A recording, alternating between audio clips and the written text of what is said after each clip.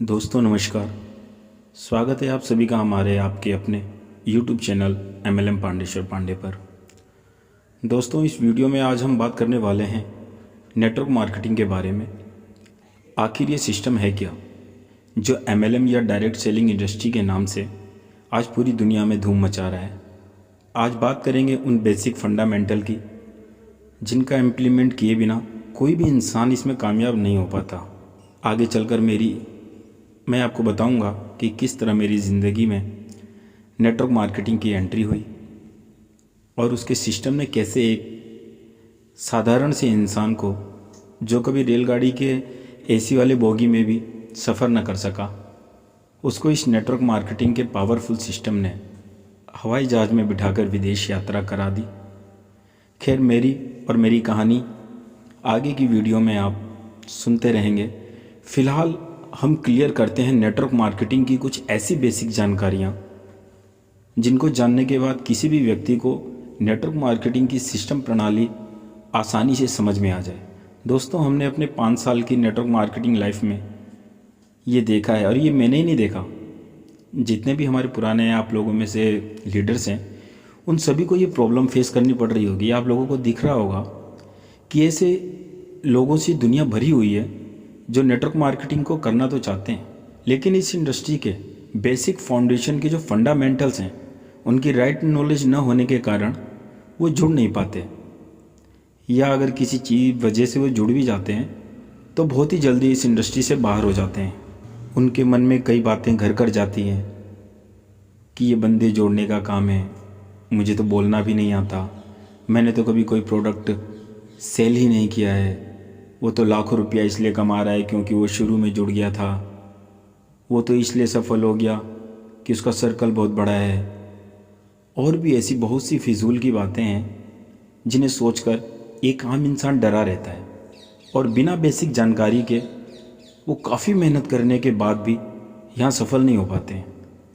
तो उन सभी दोस्तों के भीतर से आज हम इस असफलता के डर को हमेशा के लिए भगा देंगे, जिसके लिए आज इस वीडियो में बहुत से ऐसे नेटवर्क मार्केटिंग के बेसिक पॉइंट्स क्लियर करते हुए उन पर डिस्कस करने वाले हैं जो नेटवर्क मार्केटिंग के जनरल पॉइंट हैं जिनका हमें पता होना चाहिए। और आई होप, मुझे उम्मीद ही नहीं, मैं पूरे दावे के साथ कहता हूँ कि अगर आप इन नेटवर्क मार्केटिंग के बेसिक फंडामेंटल को समझ जाते हैं तो फिर आप नेटवर्क मार्केटिंग के प्रोफेशन में आने से कभी घबराएंगे नहीं, और इन्हीं बेसिक बातों को अपने जीवन में उतारकर आप दूसरे को भी इस लाइफ चेंजिंग प्रोफेशन की गोल्डन अपॉर्चुनिटी का लाभ दे सकेंगे, उनकी भी ज़िंदगी संवार सकते हैं। दोस्तों भगवान ने हमें ज़िंदगी दी है, अगर हम अपने से कम समर्थ आदमी की मदद नहीं करते, उनकी हेल्प नहीं करते, तो हमारी ज़िंदगी का कोई उद्देश्य नहीं है। तो आइए ओपन माइंड के साथ स्टार्ट करते हैं इस सेशन को। ओपन माइंड इसलिए कह रहा हूँ क्योंकि आप लोगों ने सुना होगा कि पैराशूट तभी काम करता है जब वो खुला हुआ हो। तो अपने दिमाग के अंदर से अगर कोई चीज़ भरी हुई है कि मैं तो सब कुछ जानता हूँ, मैं डॉक्टर हूँ, मैं वकील हूँ, मैं फलाना हूँ, तो उस चीज़ को थोड़ी देर के लिए आप प्लीज़ साइड में रखकर बिल्कुल ओपन माइंड के साथ इस बात को समझने की कोशिश करना। दोस्तों सबसे पहले हम समझते हैं कि नेटवर्क मार्केटिंग सिस्टम है क्या। ये जो बार बार नेटवर्क मार्केटिंग शब्द आता है, आखिर ये है क्या, और आखिर इस प्रणाली की आवश्यकता क्यों पड़ी, ये सिस्टम आया क्यों। नेटवर्क मार्केटिंग यानी डायरेक्ट सेलिंग में किसी भी उत्पाद या सेवा को सीधा ग्राहक को डिलीवर कर देने की प्रक्रिया को नेटवर्क मार्केटिंग या डायरेक्ट सेलिंग कहते हैं। सपोज एक किसान अगर अपनी सब्जी को खेत में पैदा करने के बाद किसी व्यापारी या सब्जी मंडी में किसी आड़त या सब्जी मंडी के छोटे व्यापारियों, जिन्हें माशाखोर भी कहा जाता है, उनमें से किसी को न देकर अगर सीधा ग्राहक को ले जाकर डोर टू डोर सप्लाई कर देता है या अपने खेत से डायरेक्ट कस्टमर को बेच देता है, तो यह भी एक डायरेक्ट सेलिंग का ही पार्ट है। आइए इसे बिल्कुल अच्छे से समझने के लिए, ताकि ये बात आपके भीतर तक मैं डिलीवर कर सकूं, इसके लिए एक उदाहरण के द्वारा आपको समझाता हूँ। हिंदुस्तान के इतिहास में जो व्यापार प्रणाली का बदलता हुआ स्वरूप है, पहले हमें उसको समझना होगा। इससे हम समझेंगे कि किस तरह से आज ट्रेडिशनल बिजनेस यानी जिसे हम परंपरागत व्यापार कहते हैं, वो परंपरागत व्यापार किन किन फेज से गुजरकर आज ऑनलाइन होते हुए सोशल मीडिया तक पहुंच चुका है। और नेटवर्क मार्केटिंग में तब्दील हो गया है। दोस्तों, ये परंपरागत व्यापार होता क्या है? तो इसको समझने के लिए पहले तो आप ये समझ लीजिए कि इंसान को छोड़कर जितने भी प्राणी जीव जंतु हैं, इन्हें छोड़कर हमारी नज़रों के सामने जितनी भी चीज़ें आती हैं इस दुनिया में, चाहे वो डायरी हो, बल्ब हो, कोई बॉक्स हो, लाइट हो, चार्जिंग सिस्टम है, ट्राइपॉड है, कोई बास्केट है, कोई बोतल है, कोई किताब है, कोई भगवान की फ़ोटो फ्रेम है, आपकी फोल्डिंग है, आपका डबल बेड है, इन्वर्टर है, XYZ कोई भी चीज़ जो दुनिया में आपको दिखाई देती है, पहले वो किसी न किसी फैक्ट्री में बनती है। उसके बाद वो किसी राष्ट्रीय एजेंट के पास जाती है जिसे C&F बोला जाता है, फिर किसी डिस्ट्रीब्यूटर के पास जाती है, फिर किसी थोक विक्रेता के पास जाती है, और फिर किसी लास्ट में फुटकर विक्रेता यानी जिसे हम रिटेल शॉपर बोलते हैं, रिटेल शॉपकीपर के माध्यम से हम लोगों के पास आती है। तो दोस्तों समझते हैं, मान लीजिए एक पेन है, मान लीजिए एक रोटोमेक, आप लोगों ने नाम सुना होगा, एक पेन है जो चाइना में बनता है, और वो पेन बनकर जब तैयार हो गया तो उसने अलग अलग देशों में उसको लॉन्च करने के लिए विज्ञापन दे दिया। अब भारत में वो हमको सीधा एक एक बंदे को पेन बेचेगा नहीं। तो होता क्या है कि वो हिंदुस्तान के जो बड़े बड़े बिजनेसमैन होते हैं, बड़े बड़े जो राष्ट्रीय स्तर के एजेंट होते हैं, मान लीजिए बड़ी बड़ी कंपनियाँ टाटा, बिरला, डालमिया, ऐसी किसी बड़ी सी कंपनी को उसने अपना प्रोजेक्ट बेच दिया। मान लीजिए उसने 3 रुपये में वो पेन बेच दिया। अब ये राष्ट्रीय स्तर के एजेंट क्या करते हैं, ये राज्य स्तर के एजेंट ढूंढते हैं। अब राज्य स्तर के एजेंटों को मान लीजिए उस राष्ट्रीय स्तर के एजेंट ने 4 रुपये के हिसाब से 1 रुपये का मार्जिन रख के 5 रुपये में बेच दिया। फिर वो राज्य स्तर के जो एजेंट होते हैं वो बड़े बड़े डिस्ट्रीब्यूटर ढूंढते हैं जो डिस्ट्रिक्ट वाइज अपने अपने ज़िले में, अपने अपने तहसील में बैठे होते हैं। उनको मान लीजिए वो पेन उन्होंने 6 रुपये में बेच दिया। और डिस्ट्रीब्यूटर क्या करते हैं, वो अलग अलग, मान लीजिए एक फरीदाबाद सिटी है या देहरादून ज़िला है, तो देहरादून ज़िले में बहुत सारी जगह हैं जिसमें एक स्थान ऋषिकेश भी आता है। तो इसी तरीके से अलग अलग छोटे छोटे शहरों में थोक विक्रेता बैठे होते हैं कि मान लीजिए ऋषिकेश में एक बड़ा सा थोक विक्रेता उस पेन का बन गया, उसने उसको 7 रुपये में दे दिया। अब वो थोक विक्रेता क्या करेगा, पूरे ऋषिकेश में जो छोटी छोटी दुकानें जो आप लोगों के गली और मोहल्ले में होती है, जिन्हें हम फुटकर विक्रेता बोलते हैं, उनको वो पेन सेल कर दिया अपना 54 58 1 रुपये जो भी मार्जिन रख के, 8 रुपये का उनको पड़ गया। और अब सबसे लास्ट में जो ग्राहक होता है यानी आप और हमें वो पेन 10 रुपये में मिलता है। यानी एक 3 रुपये का पेन 10 रुपये में मिल रहा है। लेकिन ये चीज़ बनकर तैयार हुई है, हमें पता भी कहाँ से चलता है, एक जरिया होता है जिसे बोलते हैं विज्ञापन यानी एडवर्टाइजमेंट। दोस्तों हम टीवी पे देखते हैं, रोटोमेक लिखते लिखते लव हो जाए, रिनोल्ड्स मक्खन की तरह चले, दुनिया भर की बातें होती हैं जिनके माध्यम से हमें पता चलता है कि इस समय मार्केट के अंदर क्या क्या प्रोडक्ट आए हैं। एक बहुत बड़ा हिस्सा उन विज्ञापन करने वालों को भी मिलता है। परंपरागत व्यापार अथवा ट्रेडिशनल बिजनेस में एक उत्पादक किसी भी उत्पाद का उत्पादन करके उस पर मुनाफा रखकर आगे राष्ट्रीय स्तर को एजेंटों को दे देता है। फिर ये कड़ी भी अपना मुनाफा जोड़कर राज्य स्तर के एजेंटों को दे देती है। इसके बाद फिर ये कड़ी भी अपना मुनाफा जोड़कर आगे जिला स्तर पर कार्यरत जो डिस्ट्रीब्यूटर होते हैं उनको दे देती है, और इनका मुनाफा भी इसमें जुड़ जाता है। लेकिन इनमें सबसे ज़्यादा मुनाफा होता है विज्ञापन करने वालों को। ये लोग भी अच्छा खासा मुनाफा कमाते हैं। जैसे ऐश्वर्या राय बोलती है कि मेरी खूबसूरती का राज है लक्स, अमिताभ जी बोलते हैं कि ठंडा ठंडा कूल कूल, नवरत्न तेल लगाओ टेंशन भगाओ। 1 रुपये का तेल बेचते हैं, वो उन्हें शर्म नहीं आती। लेकिन आजकल हम लोग अगर जो कोई चीज़ 100-200 रुपये की भी बेचते हैं तो हमारे को शर्म आती है। बाद में वो उत्पाद फुटकर विक्रेता के पास पहुंचता है, ये भी अपना मुनाफा जोड़ देता है। और अब नंबर आता है आपका अर्थात ग्राहक का, और यह अपना सारा मुनाफा इन उपरोक्त कड़ी में जुड़े हुए सभी लोगों को दे देता है। सबको अमीर बनाने वाला खुद गरीब रह जाता है। ये वो मुख्य कारण है जिसकी वजह से डायरेक्ट सेलिंग का जन्म हुआ।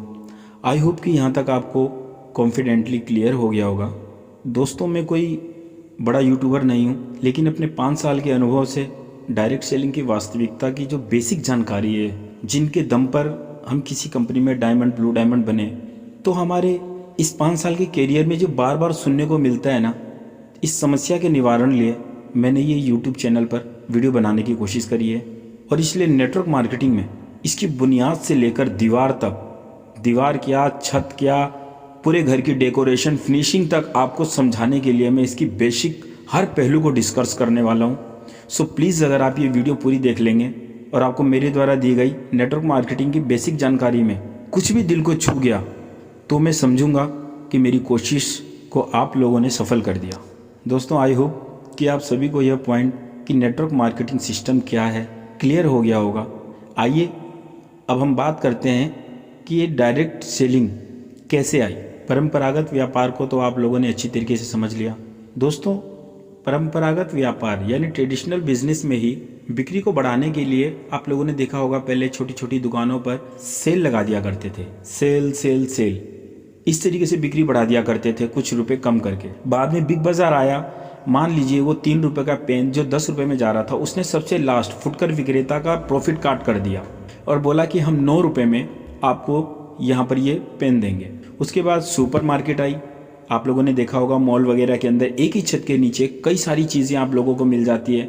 उन्होंने डिस्ट्रीब्यूटर टीम का जो मार्जिन था उसको भी कट कर दिया और बोला 8 रुपये में आप ये पेन ले लीजिए और 7 दिन की गारंटी के साथ कोई भी चीज़। फिर ऑनलाइन बिजनेस आया जहाँ पर कुछ 5% 10% डिस्काउंट के साथ आपको होम डिलीवरी होने लगी, घर तक प्रोडक्ट पहुँचने लग गए और 30 से 35 दिन तक की आपको मनी बैक गारंटी भी मिलने लगी। और चौथा नंबर दोस्तों आया MLM डायरेक्ट सेलिंग का, जिसे नेटवर्क मार्केटिंग बोलते हैं, जहाँ पर किसी कंपनी में कोई प्रोडक्ट बनता है और ग्राहक उसको सीधा खरीदता है और वही ग्राहक डिस्ट्रीब्यूटर बन जाता है। यानी 3 रुपये की चीज़ मिलेगी तो आज भी 10 रुपये में, लेकिन बीच का जो 70% प्रॉफिट था अब वो राष्ट्रीय एजेंट, थोक विक्रेता, डिस्ट्रीब्यूटर टीम, फुटकर विक्रेता को न जाकर हम ही लोगों में डिस्ट्रीब्यूट होता रहता है। जितना हम अपने प्रोडक्ट को प्रमोट कर सकते हैं, जितना हम उसको रेफरेंस के ज़रिए दूसरों को पहुंचा सकते हैं, उतना ही प्रॉफिट हमारे अकाउंट में आता रहता है। आइए अब हम बात करते हैं नेटवर्क मार्केटिंग में पैसा कैसे आता है। नेटवर्क मार्केटिंग की भाषा में पैसे को बोलते हैं विटामिन एम। कहते हैं विटामिन एम के इंजेक्शन अगर समय समय पर लगते रहें तो नेटवर्क बड़ा ही मोटिवेट रहता है और आता भी है सर। जब 60,000 70,000 जब 1,24,000 रुपये भी आपकी मंथली इनकम के रूप में जिस दिन अकाउंट्स में आएंगे ना, आपके खाते पैसों से भर जाएंगे तो बड़ा ही अच्छा लगता है। आइए विटामिन एम को समझते हैं। दोस्तों, इस कड़ी में डायरेक्ट सेलिंग के आने से पहले इस बात का शोध चल रहा था कि आखिर ये जो ट्रेडिशनल मार्केट है, व्यापार चल रहा है, इस व्यापार को चलाता कौन है। तो किसी ने कहा कि उत्पादक। अगर जो मैन्युफैक्चरिंग ही नहीं करेगा, कोई प्रोडक्ट बनाएगा ही नहीं, कोई उत्पाद करेगा ही नहीं, तो कोई खरीदेगा कैसे।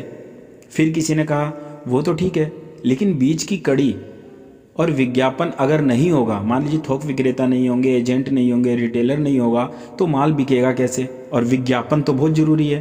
काफ़ी हद तक ये बात सही भी साबित होती है, मगर ऐसा 100% नहीं है। विज्ञापन से हमें यह तो पता चलता है कि बाज़ार में कौन कौन से उत्पाद उपस्थित हैं, लेकिन सही मायने में अधिकतर उत्पाद सिफारिश से बिकते हैं। उदाहरण के लिए आपको कोई कार खरीदनी है तो कार तो बहुत सारी कंपनियां बनाती हैं, जबकि आपको लेनी तो एक ही कार है। तो विज्ञापन सभी का एक से बढ़कर एक होता है, आप लोगों ने देखा होगा। तो क्या विज्ञापन के अनुसार पसंद करके आप कार खरीद लेते हैं? जी नहीं। आप कई अपने ऐसे परिचित लोगों से सलाह लेते हैं जो उस कार को इस्तेमाल कर रहे हो। मान लीजिए आपको विज्ञापन देखकर कोई कार पसंद आ गई और आप अपने किसी ऐसे घनिष्ठ मित्र से सलाह लेते हैं जिसके पास पहले से वो कार रखी हुई है, वो यूज़ करता है उसको, और आप उससे जाकर पूछते हैं कि आप वो कार खरीदें कि नहीं। अब क्योंकि वो आपका मित्र है, दोस्त भी है और उसके पास उस कार का अनुभव भी है, तो माय डियर फ्रेंड्स, अब होगा क्या कि अगर उसका फीडबैक अच्छा रहा तब तो आप उस कार को खरीद लें। अगर उसने बोल दिया कि यार गलती से भी मत ले लियो, मैं खुद बहुत परेशान हूँ, साली का ना माइलेज है और ना ही पिकअप है, मैं तो खुद ही इसको निकालने की सोच रहा हूँ, फंस मत जाइयो, तो क्या आप केवल विज्ञापन में पसंद आने के बाद, अपने दोस्त का ये फीडबैक लेने के बाद उस कार को लेंगे? सोच भी नहीं सकते आप, और आप क्या, कोई भी नहीं लेगा। दोस्तों, वैसे भी आजकल का ज़्यादातर सामान सिफारिश से ही बिकता है। हम कोई फिल्म देखकर आते हैं, उसकी तारीफ़ अपने मित्रों से कर देते हैं, दोस्तों से, और जो हमारे दोस्त होते हैं वो अपने दोस्तों से कर देते हैं और फिल्म चल पड़ती है। इस तारीफ़ और सिफारिश से फिल्म से जुड़े तमाम लोगों को तो मुनाफा होता है, मगर आपकी जेब में कुछ नहीं आता। दूसरी तरफ जब आप बड़े बड़े क्रिकेट स्टार या फिल्म स्टार या बड़ी बड़ी सेलिब्रिटी को विज्ञापन करते देखते हो तो वो भी इसकी बहुत बड़ी कीमत लेते हैं। कुछ स्टार ऐसे हैं जो केवल 10 से 12 सेकंड बोलने के 5 से 10 करोड़ रुपए ले लेते हैं, और ये जो कीमत होती है, ये जो विज्ञापन का पैसा होता है, ये भी ग्राहक के ही जेब से जाता है, यानी आपकी और हमारी जेब से। एक तरह से देखा जाए तो वो लोग भी हमारी तरह सिफारिश ही कर रहे हैं। तो परंपरागत तरीके से आपको कुछ मुनाफा नहीं मिलता, मगर डायरेक्ट सेलिंग में ज़्यादा बिचौलिए नहीं होते। एक कंपनी होती है और एक कस्टमर होता है। इसलिए पहला फ़ायदा तो ये होता है कि उत्पाद आपको सस्ता मिलता है, और दूसरा कि जब आप इस उत्पाद की तारीफ़ या सिफारिश करते हैं, जो कि आपकी बचपन की आदत है, और लोग इसे आपके रेफरेंस से खरीदते हैं, तो एक अच्छे साइज का चेक आपके नाम का भी बनता है। इसी इनकम को MLM यानी मल्टी लेवल मार्केटिंग की पावर इनकम भी कहते हैं, पैसिव इनकम भी कहते हैं। दोस्तों, आई होप कि आपको ये इनकम वाला पॉइंट भी बहुत अच्छे से क्लियर हो गया होगा।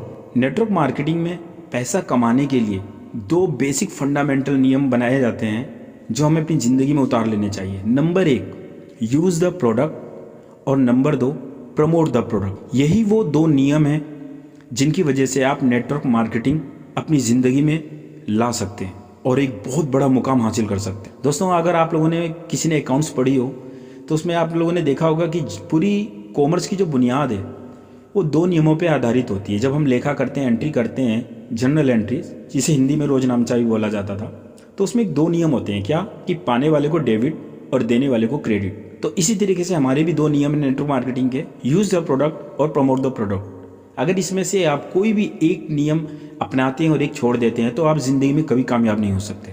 दोस्तों, आज की वीडियो में हमने क्लियर किया कि परंपरागत व्यापार और नेटवर्क मार्केटिंग में क्या अंतर है, उसमें किस तरीके से एक 3 रुपये की चीज़ जब 10 रुपये में बिकती है तो 70% का जो प्रॉफिट होता है वो उन्हीं लोगों में चला जाता है, जबकि नेटवर्क मार्केटिंग में वही 3 रुपये का प्रोडक्ट जब 10 रुपये में हम खरीदते हैं तो बीच का जो 70% का प्रॉफिट होता है वो हम ही लोगों में डिस्ट्रीब्यूट कर दिया जाता है, और जो प्रॉफिट डिस्ट्रीब्यूट किया जाता है उसी को नेटवर्क मार्केटिंग की इनकम बोलते हैं, उसी को पावर ऑफ नेटवर्क मार्केटिंग बोलते हैं।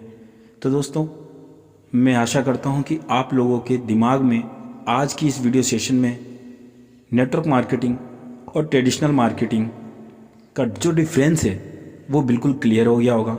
और दोस्तों, ये जो बेसिक फंडामेंटल्स के नियम हैं ये लगभग 6 से 7 वीडियोज़ में जाके कंप्लीट होंगे। तो मिलते हैं अगले वीडियो में आप सभी के साथ नेटवर्क मार्केटिंग के अगले जो बेसिक फंडामेंटल्स हैं, जो नियम हैं, और अगली वीडियो में हम आप लोगों को बताएंगे कि शुरुआत में जो डायरेक्ट सेलिंग का इतिहास है, जो नेटवर्क मार्केटिंग का इतिहास है, वो कहाँ से शुरू हुआ और आज की तारीख में कहाँ तक पहुँचा है। Thank you so much. अगर वीडियो आपको अच्छी लगी, बेनिफिशियल लगी है तो लाइक और शेयर करना ना भूलें। Thank you so much. आपका अपना दोस्त पांडेश्वर पांडे।